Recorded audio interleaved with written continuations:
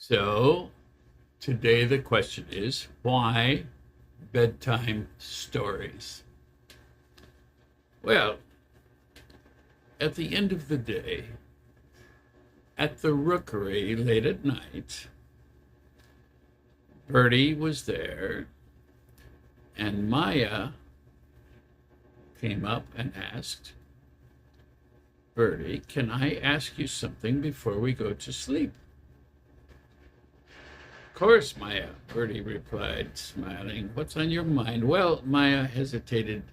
Earlier, I saw Biz get kind of upset. He said he couldn't fall asleep because he kept thinking about the day their nest fell in a hurricane, and he said the wind still scares him sometimes. Bertie nodded slowly. Yes, the day was hard. They were just hatching when the storm knocked their tree over, and they lost their mama and papa. I know, Maya said gently, but what can we do when old memories like that come back and make us feel scared? Bertie thought for a moment, then looked out at the pink and orange sky. When I was very little, before the storm, our mama used to tell me bedtime stories every night.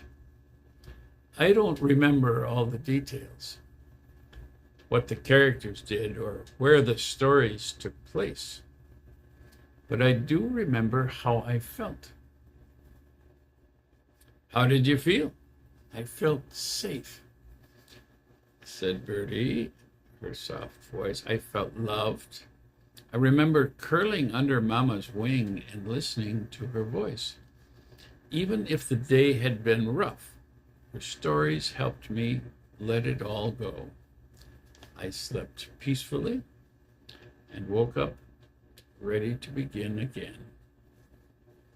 Maya smiled. That sounds beautiful. My auntie used to do the same thing, and sometimes my sister would make up silly stories, and we'd all laugh. I don't remember the plots, but I do remember that it felt cozy and warm. They sat quietly for a moment, watching the stars begin to blink awake in the sky. But, Maya said, frowning a little, Biz and Buzz and Bert never had that. They grew up in Maria's house, and Maria tried her best, but she was just a child herself. Maybe that's why Biz gets scared sometimes, Maya said thoughtfully. Exactly, Bertie replied. That's why we can start now. Even if we didn't have every bedtime story as chicks, we can begin tonight. It's never too late for a good story. So we can tell them stories? Yes, said Bertie. Let's make it a tradition. Every night, before we go to bed, we will tell a story. Not because the story is the most important part, but because the feeling is. It gives us end of the day feeling cared for, and those feelings stay with us even when we grow up. Just then Biz fluttered up, looking a little unsure. Hey, are you still awake? Yes, Buzz, or Biz, Maya said kindly. We were just talking about bedtime stories.